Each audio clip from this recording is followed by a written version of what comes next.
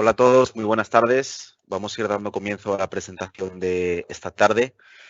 Una tarde más, estamos dando continuidad al ciclo de conferencias multigestora aquí en Renta 4 Sociedad Agente de Bolsa. Y hoy, esta tarde tenemos un invitado muy especial. Tenemos a Tomás Silva, del grupo Sura, de la operación de aquí de Perú, que nos va a estar comentando un poquito, un tema interesante, ¿no? Que no suele estar tan presente quizás, o por lo menos durante los últimos años, ¿no? En el mercado alcista más largo de la historia, que serían activos alternativos como, el fondo de Sura que invierte en real estate global. ¿Qué tal, Tomás? ¿Cómo estás? Jaime, ¿qué tal? Muchas gracias por la invitación. Feliz de poder contarle un poco a los clientes de Renta 4 sobre lo que estamos construyendo en Sura, ¿no? Y esta oportunidad de inversión en real estate global, ¿no?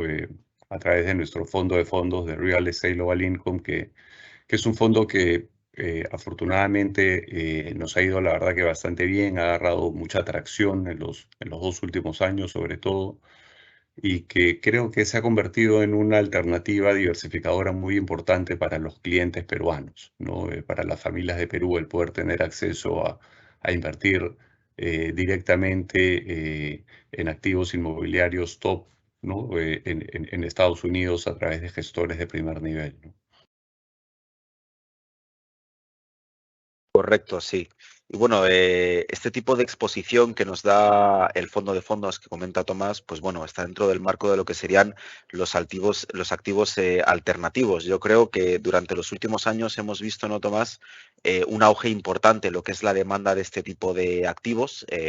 Brevemente, para no acapararlo, hace unas semanas veía una entrevista muy interesante que hacían en Bloomberg Wealth, ¿no? Que hacía David Rubenstein a la CEO de Franklin Templeton, Jenny Johnson, ¿no? Y nos contaba un poquito sobre el auge de este mercado durante las últimas décadas, ¿no? Y contaba un par de temas interesantes, ¿no? El primero que me llamaba la atención era que en promedio una empresa en el año 2000 tardaba en promedio, tenía una vida a promedio de unos 3 años antes de dar el paso de salir a cotizar en bolsa, ¿no? Lo cual el universo de empresas o el universo de oportunidades que había en los mercados públicos era importante, pero que si mirábamos esta métrica el día de hoy, pues vamos a ver que las empresas en el año 2022 se demoran hasta 9 años en promedio para alcanzar para llegar a los mercados públicos, lo cual pues parece, ¿no?, que hay muchas oportunidades, ¿no?, en los mercados privados, en los alternativos y en concreto pues en el real estate, ¿no?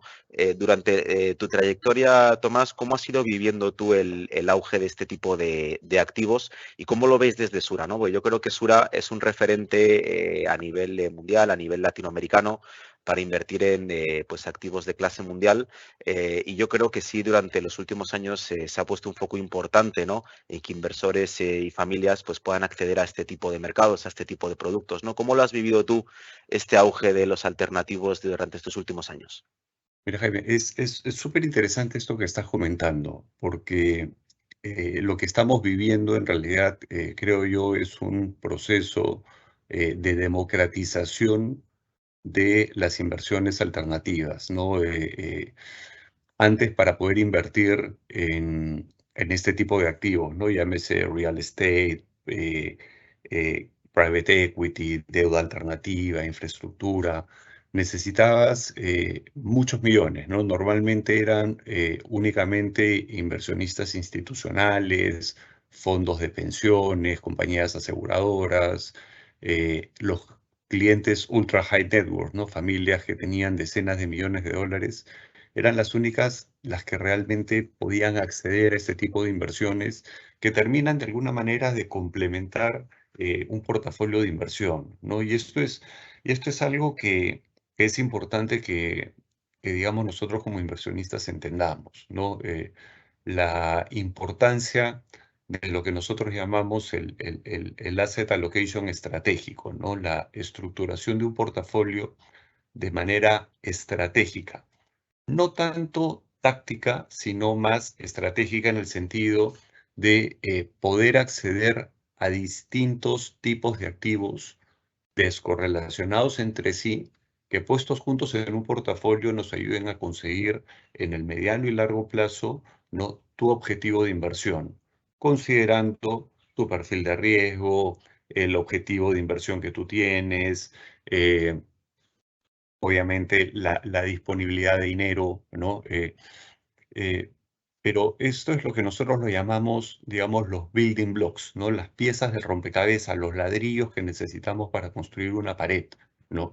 En la medida en que uno tiene a su disposición más tipos de activos, las probabilidades de tener éxito en la gestión de tu portafolio son mayores, ¿no? Y eso es algo que está, incluso hay muchos papers, hay muchos estudios, ¿no? Que comprueban que en un horizonte de tiempo de mediano o largo plazo, el 99,3% del retorno que tú tienes en tu portafolio, el éxito de tu inversión, lo da justamente este asset allocation estratégico, esta posibilidad de invertir en distintos tipos de activos, acciones, bonos por el lado tradicional, deuda alternativa, real estate, infraestructura, private equity, recursos naturales, ¿no? O sea, en la medida en que tú tienes más disponibilidad de distintos tipos de inversión, ¿no? Que insisto, estén descorrelacionados entre sí, vas a poder soportar mucho mejor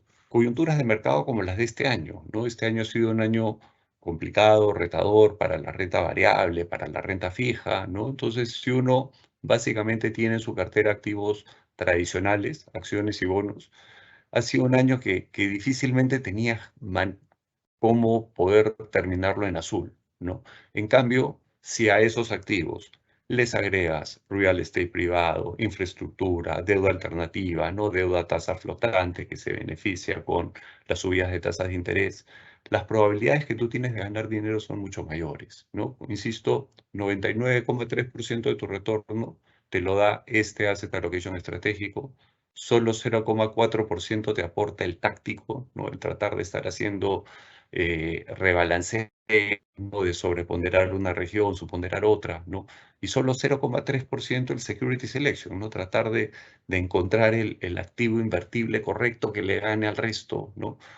Básicamente el éxito de una cartera viene dado por el disponer de más tipos de activos, ¿no? Y lo que estamos tratando, como bien decías, Jaime Sura, es de ser un referente en el mercado peruano con respecto a este tipo de alternativas de inversión complementarias a lo tradicional, ¿no? De manera que puestas juntas en tu portafolio nos ayuden a conseguir el éxito de inversión, ¿no? Que logre las familias peruanas, ¿no?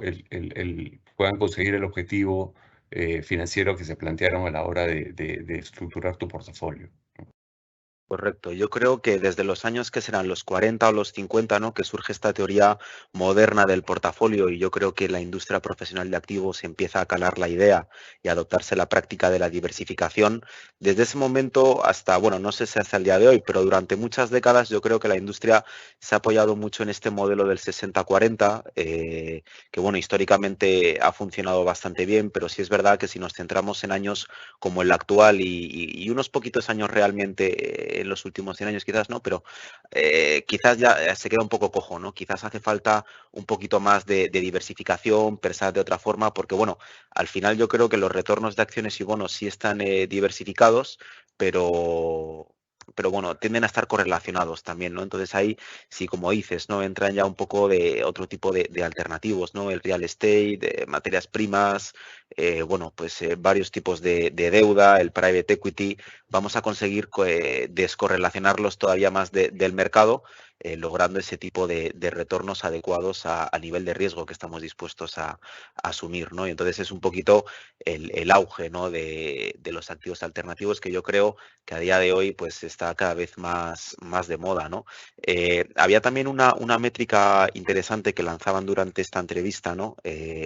Comentaban que, bueno, cerca del 50% de las familias norteamericanas de alto poder adquisitivo, los ultra high net worth, ya contaban con un importante peso de alternativos en sus portafolios de inversión, ¿no? Pero si lo llevamos un poco más, hacemos zoom out, ¿no? Y analizamos un poco esa muestra en lo que es este tipo de familias, pero ya a nivel global, en vez del 50%, pues ya se nos queda en una décima parte, ¿no? Lo que parece que, como decimos, ¿no? Es una tendencia importante, todavía, pues bueno, incipiente en algunas partes del mundo, sugiere, yo creo, para inversores latinoamericanos quizás una oportunidad muy importante, sobre todo en la medida en la que empiezan a aparecer este tipo de productos que nos permiten entrar a este tipo de activos, pues sin esas barreras de entrada tradicionales que solía haber, ¿no? ¿Hacia dónde crees un poco que terminará yendo esta tendencia de aquí a unos años, sobre todo para clientes latinoamericanos? Mira, Jaime, hay un research de Morgan Stanley que sacaron a fines del año pasado, que la verdad yo lo disfruté mucho, me pareció brutal, ¿no? En donde justo hablan de una expectativa de crecimiento en los activos bajo administración, ¿no? En los AUMs, en alternativos, que era no voy a decir exponencial, ¿no? Porque estaría exagerando, pero se esperaba un incremento de casi 5 trillones de dólares en los próximos 3 o 4 años. Y más de la mitad de ese incremento eran inversionistas retail. Estamos hoy mismo viendo cómo cada vez más firmas y más plataformas tecnológicas están permitiendo la accesibilidad a este tipo de alternativas, a este tipo de fondos. De hecho, ¿no? Cuando uno hablaba de una inversión alternativa, siempre uno se fijaba, digamos, o pensabas en horizontes de inversión de tiempo muy largos, ¿no? En curva J, ¿no? En donde primero tenías que invertir, esperar tal vez 3, 4 años, para recién a partir del quinto año empezar a ver cómo tu Algo de inversión verde. empezaba exacto, a generar algo de retorno, y no, pero hoy mismo estamos viendo cómo ya muchas de esas barreras de entrada que tú hablabas, ¿no? De tickets demasiado altos, de periodos de permanencia demasiado largos, de iliquidez total, ¿no? Ajá. Vemos cada vez cómo se van generando más vehículos, infraestructuras, más fondos open-end que tienen liquidez mensual, liquidez trimestral, como los periodos en que te obligan, ¿no? El lock-up period, ¿no? Periodo de permanencia mínimo, ya no son 5 o 7 años, son 2 años o 3 años, ¿no? Y lo que estamos viendo también es, mira, el inversionista institucional, ¿no? Por ejemplo, un fondo de pensiones, tiene un horizonte de inversión de tiempo muy largo, ¿no? Ajá.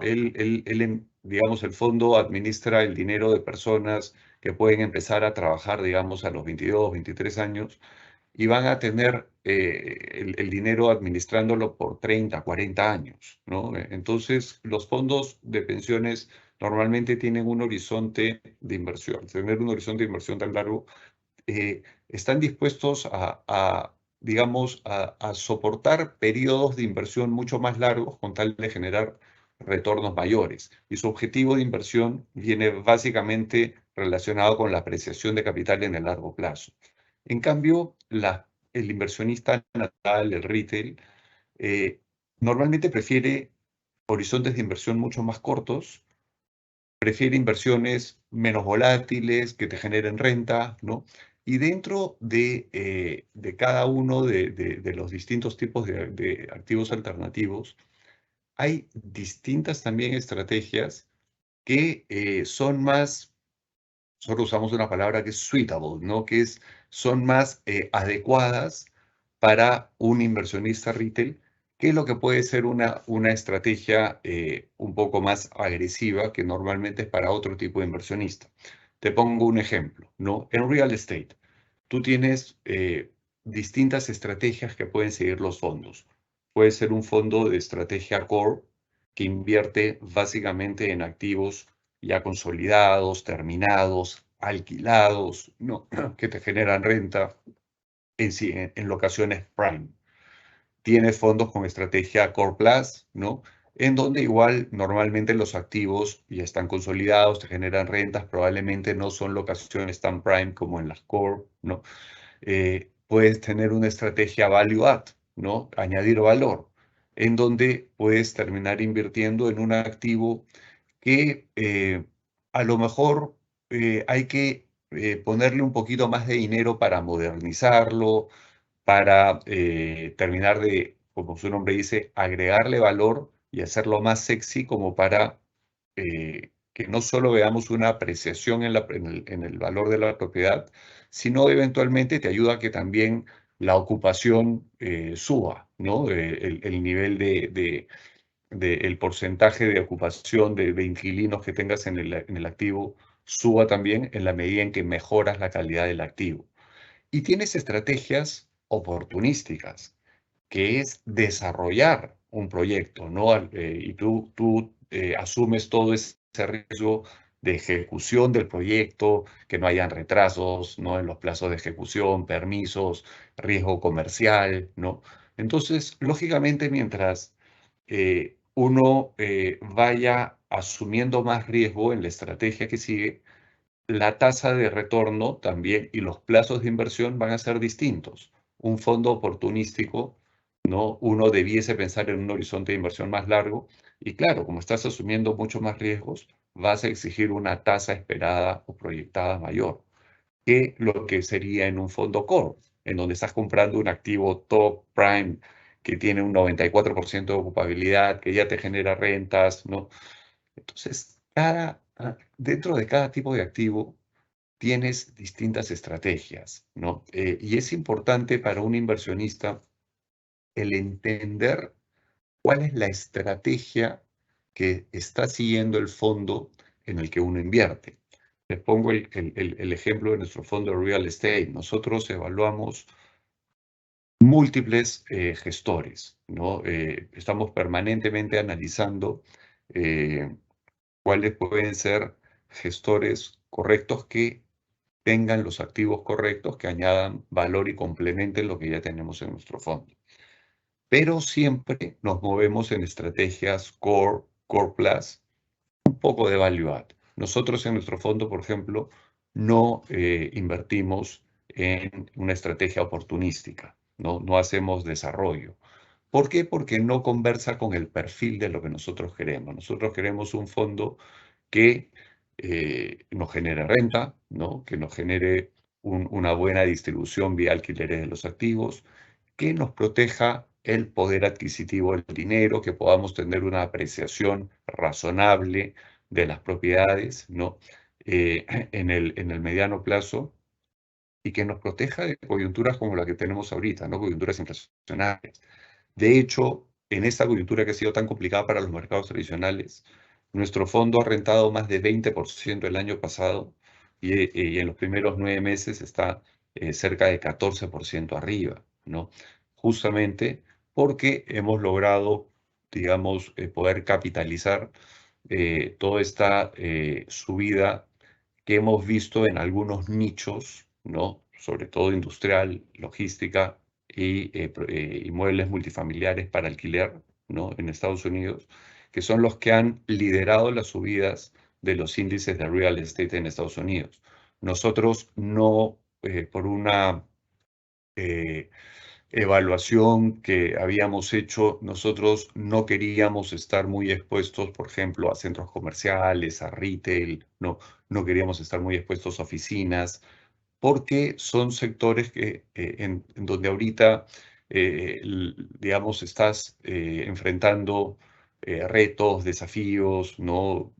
Que, bueno, la pandemia ha acelerado, ¿no? Sí, El claro. tema del e-commerce, el tema, esto de acá que estamos haciendo, ¿no? Probablemente antes hubiéramos hecho un conversatorio presencial, ahora es mucho que se hace ya de manera virtual y vuelta. Son tendencias que han venido para quedarse, ¿no? Y que impactan positivamente en algunos activos y negativamente en otros segmentos, ¿no? Entonces, Ujú. todas estas cosas a la hora en que uno invierte, en que uno elige los fondos, que uno elige los activos, es importante entender, poder considerar, ¿no? ¿Cuál es la estrategia que el fondo sigue? ¿Cuáles son los tipos de activos que estoy comprando? ¿Cuál es la lógica atrás de ese enfoque, de esa estrategia? y ver si es que conversa con lo que yo estoy buscando como cliente, ¿no? Ujú. Correcto. Eso, bueno, ya estamos entrando un poquito más en la materia de qué tipo de activos tenéis en cartera y te más adelantado. Entrando un poquito más en esta materia, pues bueno, como dices, ¿no? Hay partes del real estate que os interesan más que otras, creo yo. Temas de viviendas multifamiliares. Hemos comentado otros como el del retail, que a lo mejor no está tan interesante ahora mismo por la coyuntura actual.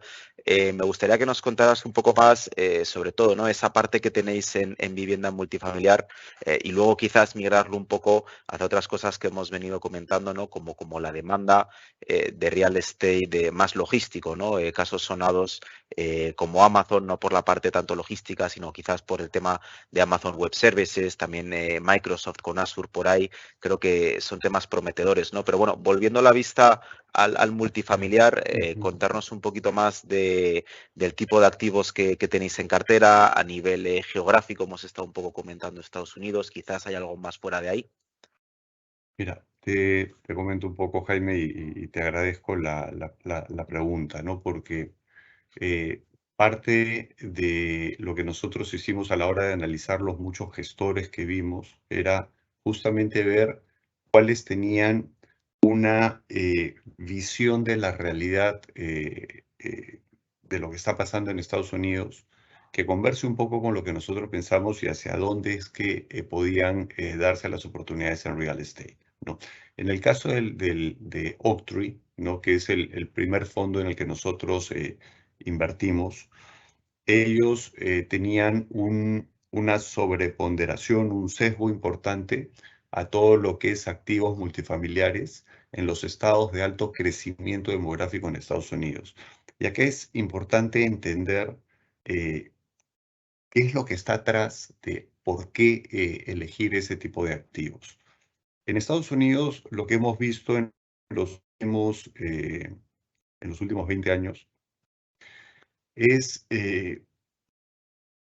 cómo cada vez se hace más complicado para las nuevas generaciones el poder adquirir una propiedad, una vivienda, ¿no?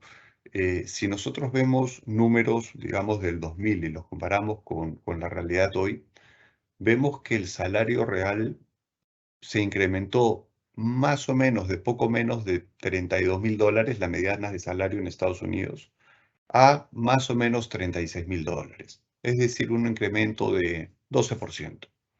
Mientras el precio de una vivienda nueva se incrementó de más o menos $160.000 a casi $430.000.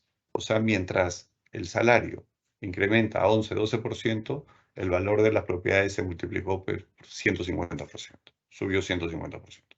Ujú. Entonces, lógicamente, eso que le llaman los americanos el affordability, ¿no? La posibilidad de poder comprar una vivienda, se ha complicado. Para los millennials están en una situación compleja, ¿no? Los millennials reciben, su salario real es 20% más bajo que el de sus padres, siendo los millennials una generación, la generación más educada que ha tenido en Estados Unidos. Casi el 30% de los millennials tienen educación secundaria, educación, perdón, universitaria. Ujú. Y ahí viene otro tema, ¿no? El costo de la educación en Estados Unidos subió muchísimo en los últimos años. El student debt, la deuda estudiantil, ya bordea casi los 1,7 trillones de dólares. Estás hablando de cerca del equivalente al 8% del Producto Bruto Interno americano. Y esto, por qué lo digo? Porque los chicos, los millennials, en promedio piden préstamos para poder pagar su carrera. Ese, este préstamo, como el costo de la educación subió, este préstamo es relativamente alto. Y los salarios que ellos reciben, los salarios reales, son más bajos que los que No recibían son sus tan altos, padres. claro.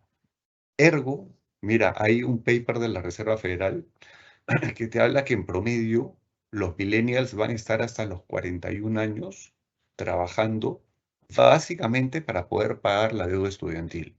Con lo cual, otras decisiones como poder casarte, tener hijos, comprar una propiedad que viene muy de la mano con la decisión de formar una familia y casarte, Están muy establecerte, ¿no? condicionadas.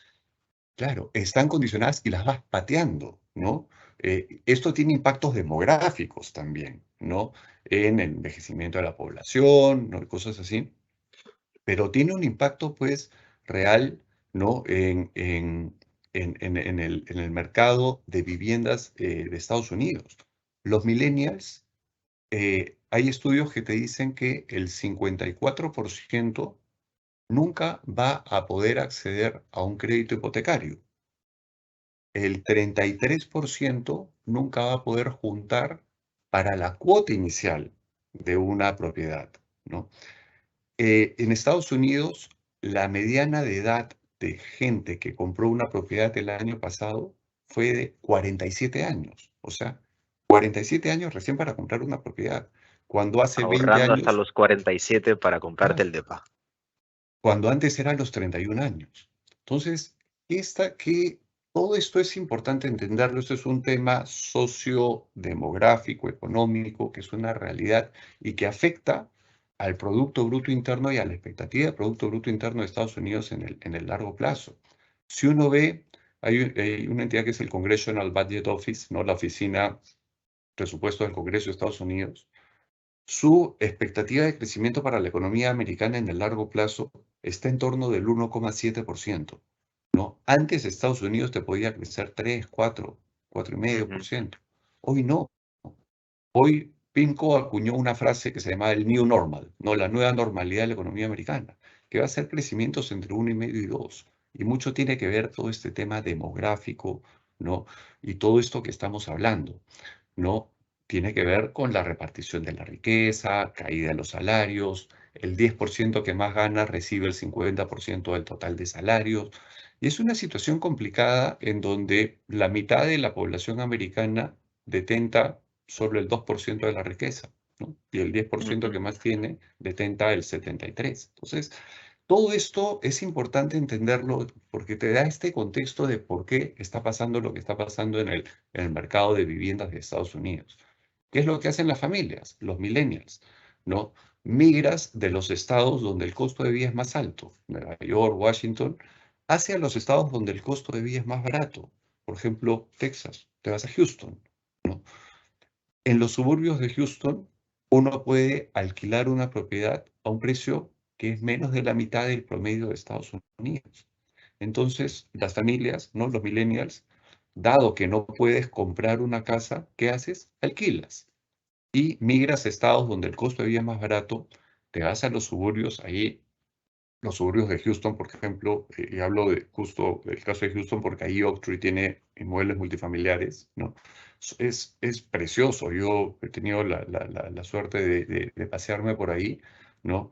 Y ves unos inmuebles, pues, brutales y, bueno, la infraestructura que tienes allá, ¿no? En 20 minutos estás ya en el centro de la ciudad y es todo lleno de parques, lagos, es muy bonito, ¿no? Entonces, la verdad que tú puedes alquilar un apartamento en un condominio precioso, con piscina, gimnasios, en algunos casos hasta con cine, ¿no? A un costo bastante más cómodo de lo que te costaría en otros estados y ganas en calidad de vida. Entonces, esa es parte del porqué de, digamos, entender ¿cuál es la razón atrás de invertir en inmuebles multifamiliares para alquilar en estos estados de alto crecimiento demográfico, donde el costo de la propiedad es más barato y tienes un potencial de apreciación importante? Una cosa es, como digo, invertir ahí y otra cosa es comprar inmuebles en Nueva York, en donde por ahí la vacancia es más alta, ¿no? Los precios son otros, tu upside puede ser más reducido. Entonces, ese análisis, ¿no? Eh, es bueno entenderlo porque estas compras de estos activos no las hago yo, no las asesora. Nosotros lo que hacemos es invertir en fondos que tiene gente especializada en el mercado inmobiliario, ¿no? Con las tesis de inversión correctas, etcétera, y ellos son los que eligen las propiedades que se van a comprar, ¿no? Y por eso es que tenemos, digamos, el éxito que hemos tenido. El fondo de Real Estate Global Income es el fondo de mayor crecimiento en la industria en el Perú. Es un fondo que ya tiene más de 400 millones de dólares de AUM y en verdad ha sido acá ha tenido un impacto muy grande, ¿no? Y muy positivo. Eh, Esto es por el lado de inmuebles multifamiliares. Estamos invirtiendo también, hace un ratito hablabas del tema de logística, ¿no? Ujú. El segundo gestor en el que nosotros invertimos es TA Realty, que es el mejor gestor de activos industriales en Estados Unidos. Durante 32 años ha tenido un overperformance, un mucho mejor rendimiento que el promedio de la industria y que el resto digamos, de gestores en ese segmento. ¿Por qué es tan importante este segmento? Hace un ratito hablábamos de esta nueva, digamos, realidad, ¿no? Este tema de la virtualidad.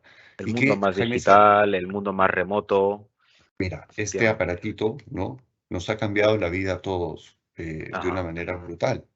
A través de tu celular, uno ya compra, oye, es más, o sea, si tienes cuenta en Amazon en Estados Unidos, compras y te lo mandan, ¿no? Quieres un café, te lo traen, tienes todos los supermercados, si quieres comprar, entras, ¿no? A la web y te lo traen, Hoteles, viajes, lo que tú quieras. tiendas, todo, ¿no? Entonces, esto de acá que es algo que ya se ha hecho tan cotidiano y que es parte de una tendencia, hábitos, ¿no? Que no van a cambiar. La pandemia los aceleró mucho, ¿no? Aquellos que por ahí no compraban online, con la pandemia se vieron obligados a hacerlo.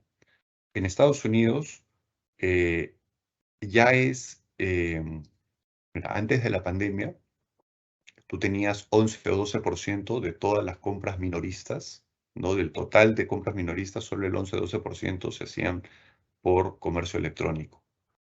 Hoy día ya estamos entre 15 y 16 y se espera que en los próximos 4 años el 22% de todas las compras minoristas sean a través del Internet, ¿no? El e-commerce, el comercio electrónico. ¿Esto por qué tiene un impacto tan importante? Hace un ratito mencionaste una empresa, Amazon, ¿no? Amazon es la compañía no he visto el último ranking, ¿no? Pero era la más grande del mundo por market cap, ¿no? Ahora ha caído un poco después de la publicación del último estado financiero. Habría que ver si es que lo sigue siendo, pero si no es la primera, es la segunda o tercera más grande del mundo. Mientras Amazon, ¿no? Que revolucionó el mercado de retail, ¿no? Ha tenido un crecimiento exponencial. Nosotros hemos sido testigos de cómo otras empresas icónicas, ¿no? Tipo Sears, Toys R en Estados Unidos entraron en default, ley de protección de bancarrota. Y eso tiene mucho que ver con estos cambios en los hábitos, en las tendencias de las personas, ¿no? De cómo compran. Ya no vas a la tienda física, ¿no? Muchas de las compras las haces por internet.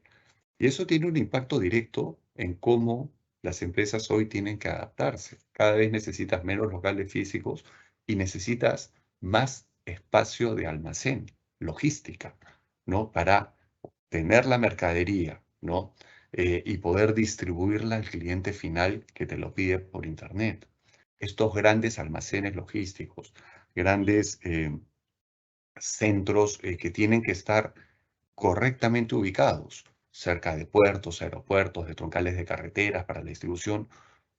Eso de ahí, ¿no? Ha tenido un crecimiento que ya nosotros, digamos, nosotros teníamos claro que queríamos estar en logística, en industrial. Habíamos hecho ya la inversión en TA antes de la pandemia porque sabíamos que esto es el trend, eso es hacia dónde está yendo el mundo, esa es la tendencia. La pandemia nos jugó a favor, ¿no? Ujú. Porque aceleró todo esto. Cada $1.000 millones de incremento en ventas minoristas, que compras por internet, eh, gatillan la necesidad de 1.25 millones de pies cuadrados de almacenes. Entonces, lo que ha pasado es que las empresas, a la hora que vieron cómo las ventas por internet Se subieron, disparaban. su necesidad de espacio físico se incrementó y tuvieron que salir con todo, ¿no? A comprar. Hay empresas especializadas que te Ujú. dan el servicio, ¿no? De almacenaje, logística, ¿no? Pero igual, la demanda se incrementó tanto que hubo presión hacia arriba en los precios y va a seguir. O sea, esto es algo que no va a parar. las tendencias, las compras, el comercio electrónico, cómo cada vez el e-commerce va a ser una parte más y más importante dentro del total del comercio minorista, eso no va a parar, es una realidad, ¿no? Entonces, mientras te juega a favor, ¿no? Y tienes que entender hacia dónde va el mundo, los temas socioeconómicos, demográficos, ¿no? Para poder invertir en el real estate correcto. Si por el contrario estuviste sobreexpuesto a hoteles, ¿no? Hoy el Airbnb ha cambiado totalmente la industria del turismo, ¿no? Ya muchos, entre los que me incluyo, cuando viajamos, lo primero que yo hago ya es ver ubicaciones de Airbnb antes que un hotel, ¿no? Ujú.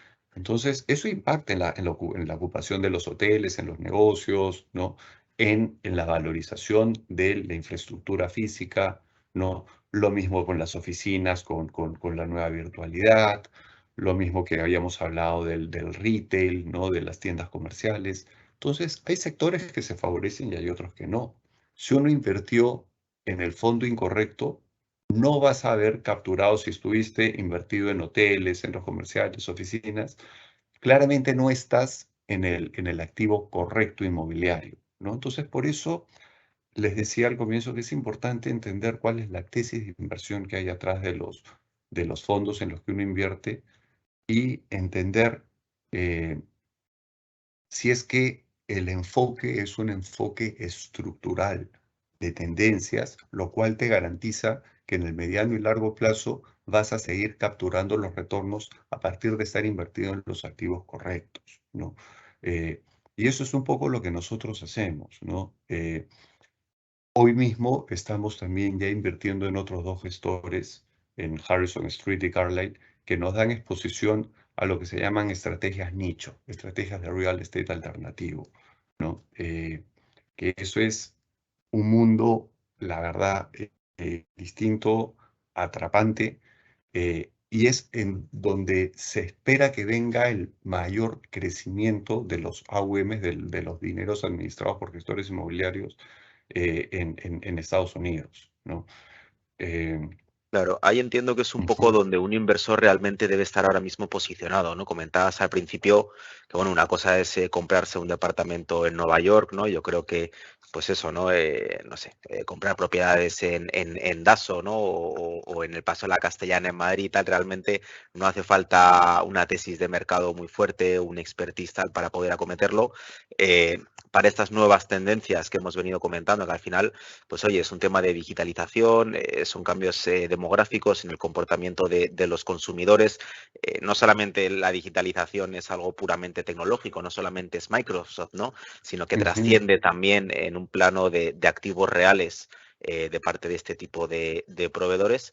Y bueno, y ahora un poquito más moviéndonos hacia donde lo llevabas, el activo nicho, ¿no? Yo creo, ya brevemente, te comento, ¿no? En España, por lo menos, lo que ha habido un auge muy fuerte durante los últimos años por este tipo de capitales privados es por hacerse con residencias de estudiantes, ¿no? Al final comentabas, perdón, al Ujú, principio comentabas, ¿no? De, bueno, cómo estas nuevas generaciones tienen mayores facilidades, digamos, para acceder a educación.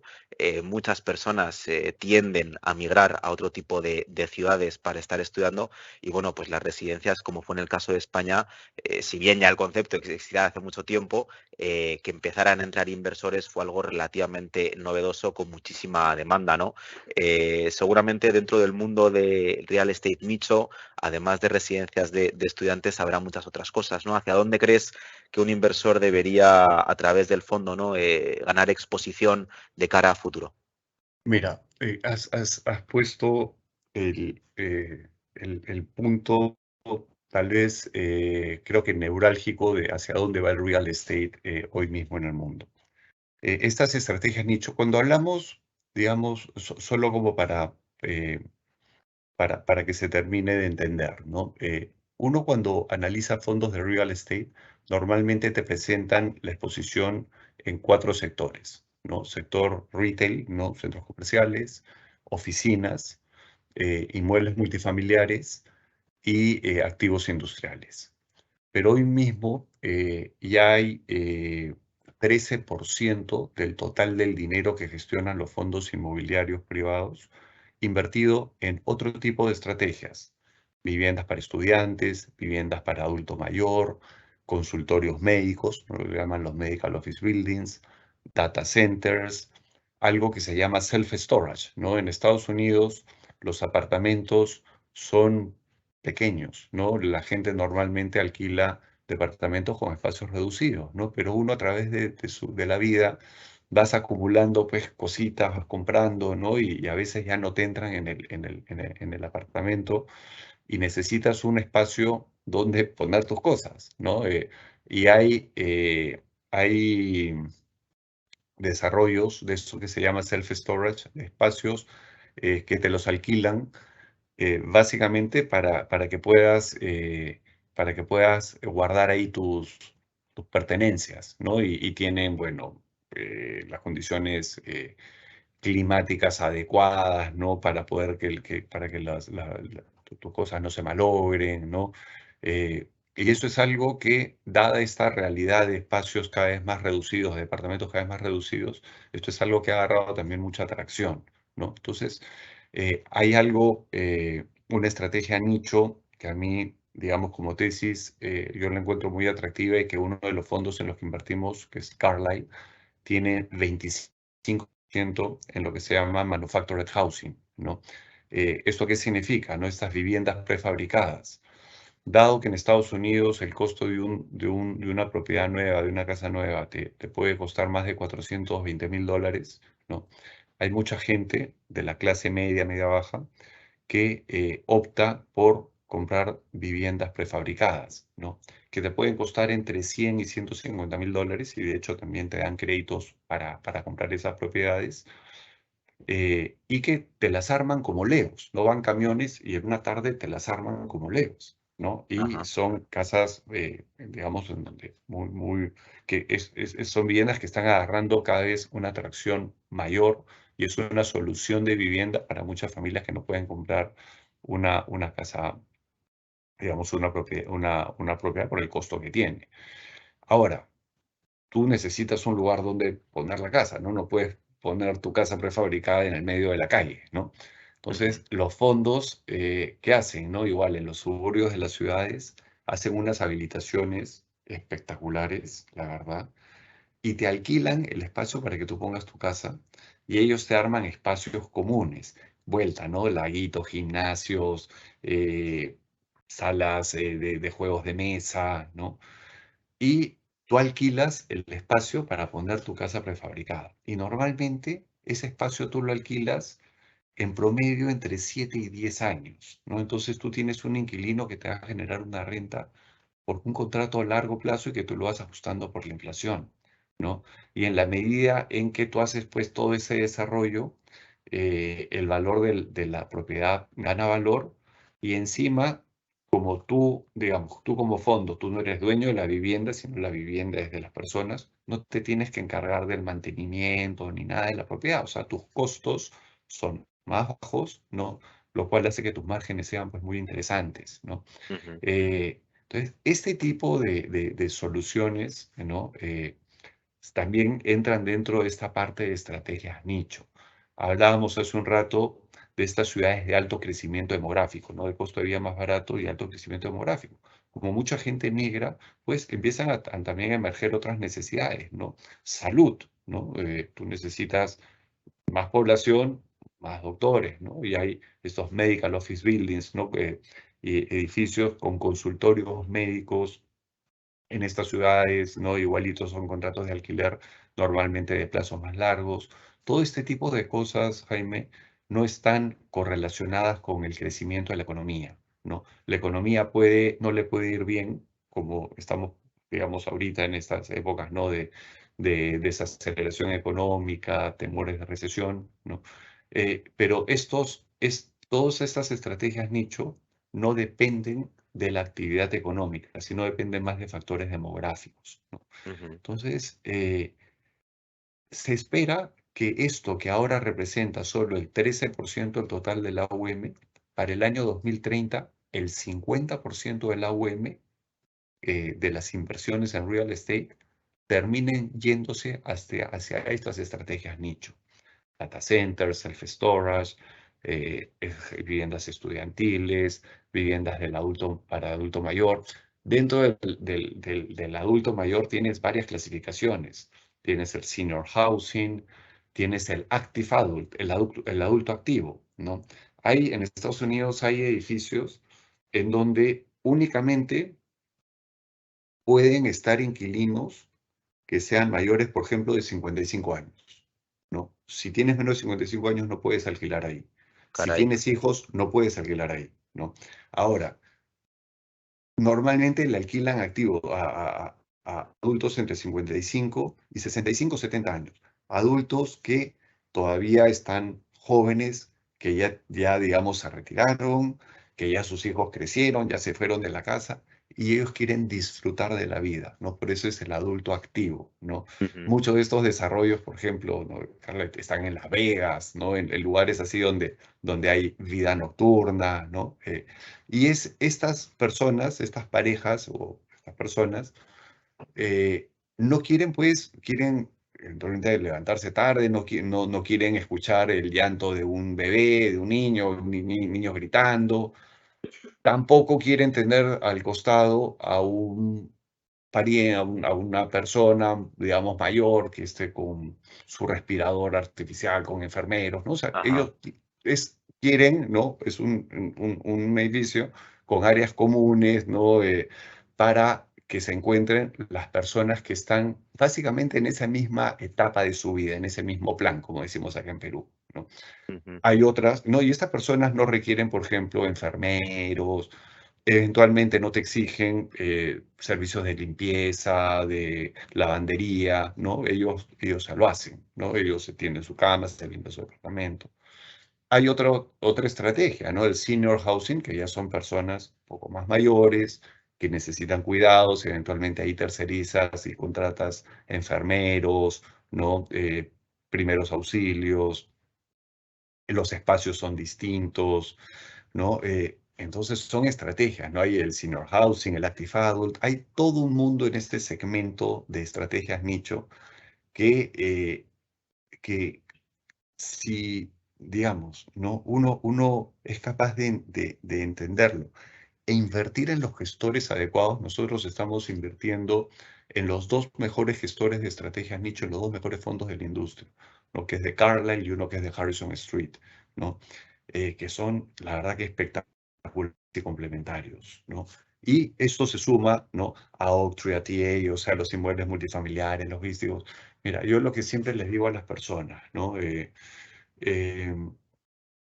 Hay muchas familias que tienen o aspiran a comprarse un apartamento en Miami, ¿no? Como ahorro, ¿no? Dicen, bueno, si todo sale mal aquí en Perú, tema político se complica, aunque sea Ujú. tengo mi apartamento en Miami, ¿no? Que es un poco como mi refugio, ¿no? Sí, una Le válvula de decimos acá, escape por si la cosa aquí se pone claro, muy mi fea guardadito, le decimos acá, y ¿no? un activo real, tangible, ¿no? Exacto, ¿no? Acá en este fondo, en vez de tener un apartamento, eres dueño. Porque tú eres dueño, los gestores lo único que hacen es ayudarnos a seleccionar las propiedades por nosotros. Pero los partícipes del fondo, de los fondos en los que nosotros invertimos, nosotros, los partícipes del fondo, somos dueños de los activos. Entonces, en Ujú. vez de tener un apartamento en Miami, tienes pues inmuebles multifamiliares, almacenes, data centers, student housing, active adult, senior housing, consultorios Sí, médicos, mucho más en diversificado, lugares ¿no? correctos, mucho más diversificado y Y con no tanto beneficio en algo tributario. cíclico, ¿no? Y Exacto, beneficio tributario. Exacto. beneficio tributario. Y tú ya no te tienes que ocupar del alquiler, de pagar impuestos, que el mantenimiento, que acaba siendo una pesadilla, ¿no? Ujú. Eh, todo eso, todo eso está tercerizado, tienes beneficio tributario, solo pagas 5%, estás invertido en fondos cuya custodia está en Estados Unidos. Si quieres que tus intereses te los paguen en tu cuenta en Bank of America en Estados Unidos, se paga allá, la plata no tiene por qué venir acá a Perú, ¿no? Entonces hemos tratado de estructurar esto de, eh, de la manera, digamos, que abarque los mayores dolores que uno normalmente tiene, ¿no? Que el tema tributario, que oye, quiero asumir riesgo país y ese tipo de cosas, ¿no?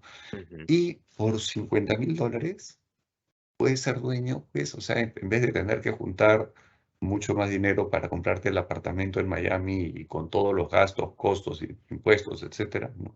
Acá a partir de $50.000 eres dueño de un montón de inmuebles correctamente elegidos por los mejores gestores, con estrategias claras, pensando en tendencias, pensando en todas las variables socioeconómicas que pueden acabar impactando las valorizaciones de las propiedades, ¿no? Entonces, es una manera mucho más eficiente, más diversificada. eh, yo lo que Y con siempre más digo es que esto hay... potencial incluso, ¿no? Que lo que Sí, es claro. porque claro, yo me compro mi depa en Miami y probablemente pues esté más pegado al ciclo, ¿no? Ujú. Que lo que estamos viendo ahora, ¿no? Que es un poco más de inversión estructural. Estamos comentando en nichos, pero no solamente en nichos, sino también una parte importante de la cartera bueno, pues en temas como los suburbios que estabas comentando, ¿no? Como el real estate logístico. O sea, no, más diversificado yo creo que imposible, ¿no? Y además con el tema de la eficiencia tributaria, yo creo que más fácil no se puede poner, ¿no?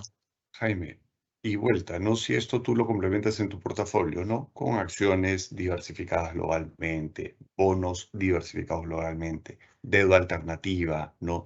Préstamos colateralizados por viviendas, por activos comerciales, préstamos directos a la mediana empresa, real estate. Estamos lanzando un fondo de infraestructura en el primer trimestre en el que los clientes van a poder ser dueños de puertos, aeropuertos, carreteras, ferrocarriles, trenes, energía renovable, utilities, ¿no? Igualito, mismo concepto, no generación de renta. O sea, ya cuando tú, digamos, tienes esta visión estratégica a nivel portafolio y lo ves como algo patrimonial. Yo le digo a la gente, clientes me dicen, oye, más de 30% arriba en mi fondo, vendo. Le digo, no veas esto como un fondo, como si fuera una acción que, oye, subió, la vendo. No, esto es inversión en activos reales. Te van a proteger tú, el gran enemigo que nosotros tenemos como inversionistas, como ahorristas, es la pérdida del poder adquisitivo del papel moneda. Ujú. El papel moneda, $50.000 te pueden comprar hoy X. En 10 años te va a comprar la mitad de X o la tercera parte de X, ¿no? Creo que cada uno de nosotros puede verlo en ejemplos en el día a día, ¿no? Mi hija terminó el colegio el año pasado. Yo he terminado pagando casi el triple de lo que en la última cuota de colegio, de lo que pagué cuando recién ingresó. O sea, el dinero pierde valor, te compra menos cada vez, ¿no? Ese es tu rival, ¿no? Y este tipo de inversiones en activos reales te ayudan a proteger tu poder adquisitivo. El metro cuadrado, la propiedad en el tiempo se revaloriza. Hay que tener cuidado de estar en los activos correctos, de leer bien las tendencias, de incorporar las variables sociodemográficas, económicas, etcétera, ¿no? Pero esto es lo que, ese sí es un poco el trabajo nuestro, pero en sí hay que verlo así. Uno no se compra un almacén para venderlo en 6 meses, ¿no? O sea, uno no está Exacto. tradeando almacenes o busca Y o como decíamos, consultorios el que se médicos. pasa, que era, Mm. ¿no? 47 años ahorrando para poder comprarse un Claro, departamento en Estados claro. Unidos, no es para venderlo a los 2 años, a los 5 No, años o a los 10 años, un- porque haya subido anualmente un, no sé, un tres por un- ciento un 6%. No. uno tiene que pensar más estratégicamente, ¿no? Más a nivel portafolio, construir vuelta, ¿no? Por eso hacemos tanto énfasis en el asset allocation estratégico. Y nosotros lo que estamos haciendo es poner estas piezas, estos ladrillos, ¿no? Estas piezas de rompecabezas, ¿no? En vez de tener dos nomás, de acciones y bonos, no, tratamos de poner todo, ¿no? Y hacer accesible este tipo de inversiones para estos fondos de acá en donde nosotros invertimos, Jaime. Los tickets mínimos son 15, 20, 25 millones de dólares, ¿no? Nosotros lo que estamos haciendo es poniendo a disposición de las familias peruanas la posibilidad de, a partir de $50.000, invertir en gestores, en activos que solo los clientes institucionales lo podían hacer. O las familias que tienen, O las pues, grandes puta, familias, sí. claro, ¿no? Entonces, eso es lo que, digamos, es una obsesión personal, ya que hablo por Tomás Silva, es algo que yo he estado empujando mucho aquí en Sura, ¿no? participar en este proceso global de democratización de las inversiones, ¿no? Y poder darle a las familias peruanas acceso a, a poder invertir mejor, a poder diversificar realmente y poder construir una cartera estratégica. Excelente, Tomás. Bueno, yo creo que ya estamos cerca de cumplir el tiempo. Si quieres un último punto y brevemente, que yo creo que ya hemos pasado un poquito por ahí, ¿no?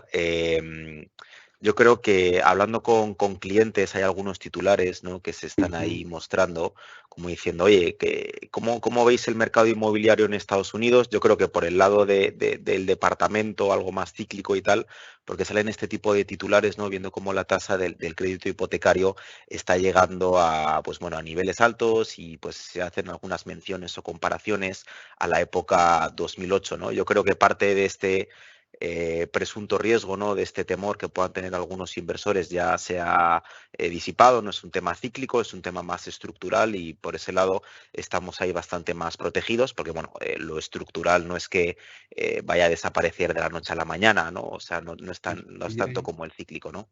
y Sí. hay algo que es importante entender, ¿no? Lo que pasó en el 2008 eh, fue un tema, para que un mercado tenga desbalance, ¿no? Tiene que haber más oferta que demanda, ¿no? Lo que pasó en el 2008 es que lamentablemente por una regulación mucho más laxa, eh, se dieron muchos créditos hipotecarios a Ujú, personas que no tenían por ahí las mejores calificaciones, ¿no? Y cuando digo calificaciones es que en Estados Unidos hay algo que se llama el FICO Rating, el Fair Isaac Corporation, que es una nota que te ponen en base a tu estabilidad laboral, a tus ingresos, a tus gastos, a qué tan buen pagador has sido, ¿no? Entonces, si tú tienes un FICO rating de 700 puntos, por ejemplo, para arriba, normalmente se asocia con un buen pagador. 620 puntos para abajo, ya se habla de una persona que, no, que ese crédito implica un riesgo más alto, no es lo que le llaman el subprime. En Estados Unidos se dio mucho crédito, ¿no? A personas que por ahí no tenían un buen score, ¿no?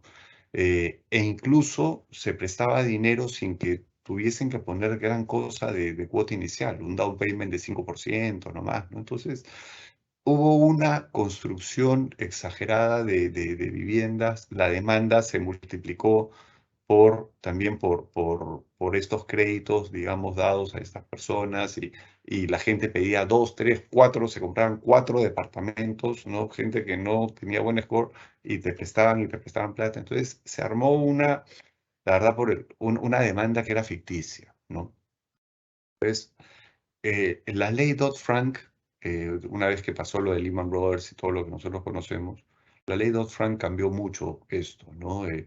Ahora para los bancos, para que te presten dinero tienes que tener un credit score de más de 700 puntos. Por eso es que muchos de los millennials, el 54%, probablemente nunca va a acceder a un crédito hipotecario. Y lo que pasó también es que se empezaron a construir muchísimo menos viviendas, ¿no? Entonces, hoy mismo, la cantidad de viviendas que se construye es tan poca que si uno agarra el trimestre de los últimos 20 años en que más viviendas se construyeron, ¿ya? Necesitas construir a ese ritmo por los próximos 10 años para recién tener cierta, digamos, llegar al nivel de equilibrio de oferta y demanda, ¿no? Que tenías en el mercado inmobiliario antes. Es verdad, las tasas de interés han subido producto de la inflación, pero también los costos de construir una casa, de una vivienda han subido. O sea, no es que los precios de las viviendas, lamentablemente, no es que van a caer como a uno pues le gustaría y que el affordability, la posibilidad de que la gente se compre una vivienda va a mejorar. No, no se espera eso, ¿no? Ahora, ojo, hay que distinguir lo que es esto con lo que es el inmueble multifamiliar para alquilar. A nosotros, esto de acá, esto que la gente no pueda comprarse una vivienda, básicamente, ¿a qué lo lleva? A alquilar.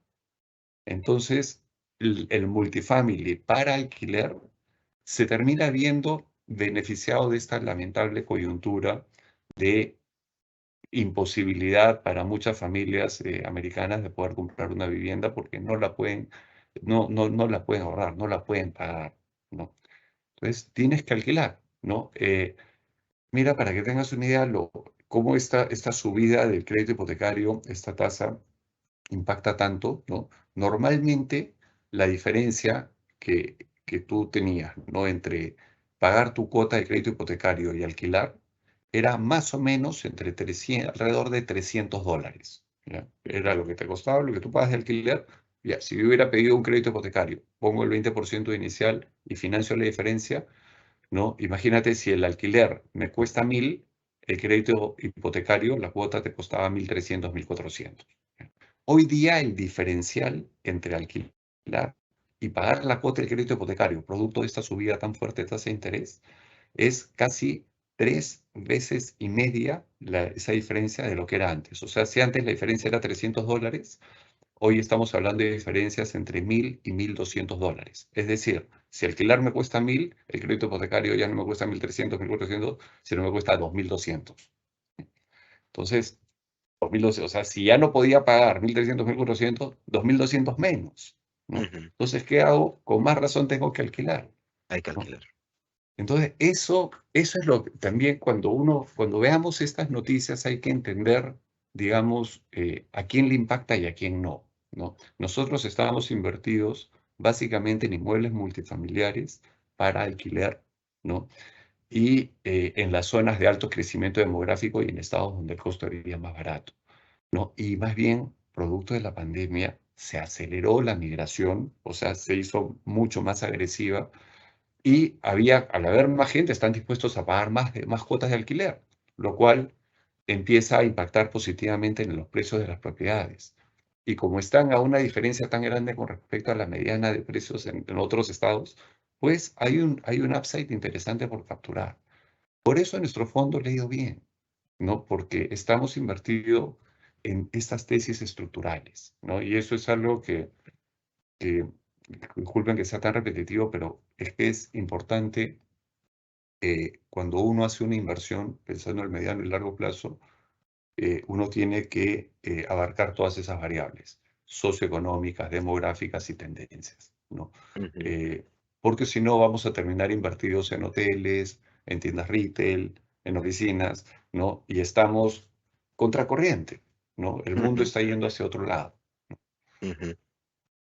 Excelente, Tomás. Pues bueno, yo creo que nos hemos pasado ligeramente de la hora.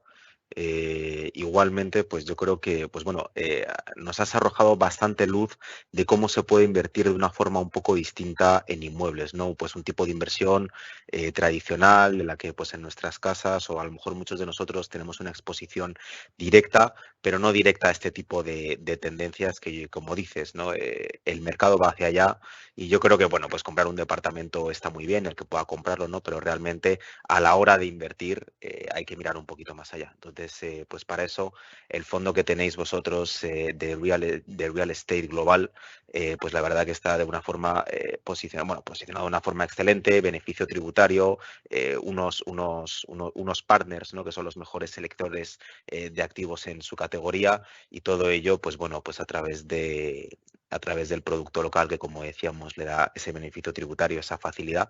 Así que si te parece bien, lo dejaríamos aquí, ¿vale? Hay algunas preguntas, ¿no? Que nos están haciendo los clientes, las personas que nos están acompañando, sobre todo por la diferencia de temas de rates, temas de TFs, temas del fondo. No sé si Sí. para cerrar, Ujú, yo sé que es muy distinto, ¿no? Sobre todo ujú. el expertise de las personas que están detrás de este fondo de fondos, como nos comentabas, está muy enfocado en temas muy particulares, que pues es extraño ver, ¿no? Que una fibra llega hasta ese nivel y normalmente pues los ETFs cotizados tienen pues quizás un sesgo un poquito más el retail, la vivienda, la oficina, cosas así, ¿no? Cosas un Pero poquito más del va, día a va día. un poco más allá de eso, Jaime, y sí, sí, regálame un minutito nomás como para Sí, desde contestar luego. esto, ¿ya? Mira, si uno ve en qué invierte el YR, el BNQ, ¿no? Los ETFs, inviertes básicamente en rates, ¿no? Y cuando uno ve los holdings, ¿no? Cuáles son digamos, las inversiones en las que es el fondo, uno ve que estás invertido en acciones de Simon Property, American Tower, Crown Castle, Weyerhaeuser, ¿no? Que acaban siendo inversiones en empresas relacionadas con el mundo del real estate o a través del vehículo que se puede apalancar, puede pedir prestado, puede tener mil estrategias y el vehículo es el que compra propiedades y uno es accionista del vehículo con los activos y pasivos que tiene. Entonces, es distinto comprar una propiedad indirecto, ¿no? Ser dueño de la propiedad, que comprar, por decir de alguna manera, acciones de la inmobiliaria y que la inmobiliaria sea dueña de activos. Porque la inmobiliaria también pide plata prestada, tiene balance. O sea, uno no sabe el management, si lo está haciendo bien, mal, si eventualmente va a desarrollar proyectos o no, si logró vender, si le agarró el ciclo bueno o malo, si se endeudó de más.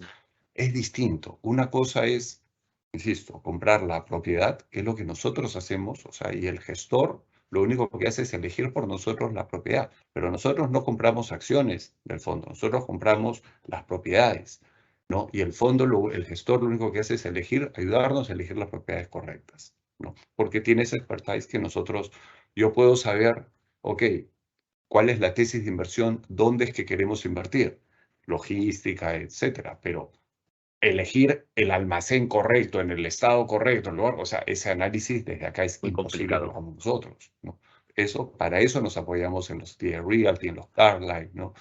Entonces, es distinto comprar acciones de una empresa que va a invertir, ¿no? Y que también se deuda todo, es otro riesgo que comprar el activo directo. Es más, estas acciones tiene lo que nosotros le llamamos el beta, ¿no? Es decir, la correlación con el índice de la bolsa de Estados Unidos. Es una correlación directa, ¿no? De 0.9, ¿no?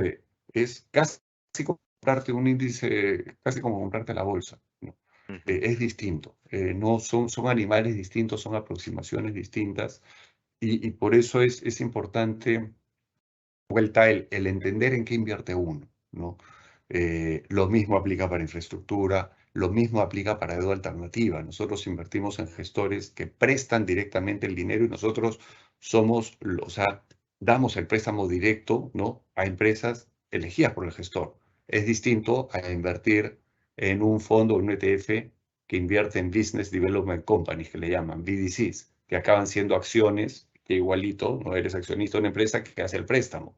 Una cosa es ser accionista de una financiera, ¿no? En donde asumes el riesgo de la financiera, management, balance, etcétera.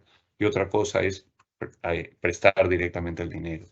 Entonces, ese tipo de cosas es importante, digamos, que se entienda, ¿no? Porque si uno quiere realmente hacer una buena diversificación, tiene que invertir en los vehículos correctos.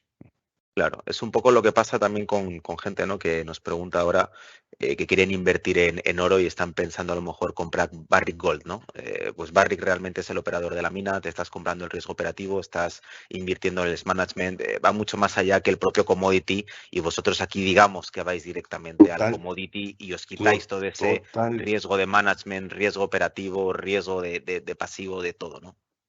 Riesgos sociales, ¿no? En el También. caso de las mineras, ¿no? Que es probablemente el riesgo más complicado, ¿no? Ujú. Sí, es un buen ejemplo, ¿no? El que has puesto, ¿no? Una cosa es invertir en una empresa minera, ¿no? Que hay que ver si el proyecto que compró es bueno, si tiene reservas, qué grado de está, la relación con las comunidades, el costo de extracción, hay que ver el estudio de prefactibilidad, factibilidad, o sea, es distinto, ¿no? Al commodity en sí. Son riesgos Claro, distintos. Pues la analogía es buenísima. correcto. Fenómeno. Oye, pues bueno, había varias preguntas sobre esto. Yo creo que ya hemos contestado a unas cuantas. Ahora ya sí nos andamos quedando un poquito justos de tiempo. Pues bueno, agradecerte muchísimo, Tomás, que nos hayas acompañado esta tarde, a todos los clientes, a todos los participantes de la conferencia. Ahí tienen la información, cualquier duda, consulta adicional, encantados de atenderles, hacerles llegar la información de vuestro fondo. Y nada, Tomás, pues hasta otra ocasión. Muchísimas gracias por acompañarnos. No, gracias a usted, Jaime, por invitarme y sus órdenes cuando quiera. Excelente, muchas gracias a todos. Nos vemos próximamente en otro evento del ciclo de conferencias multigestora. Muy buenas tardes. Buenas noches. Gracias.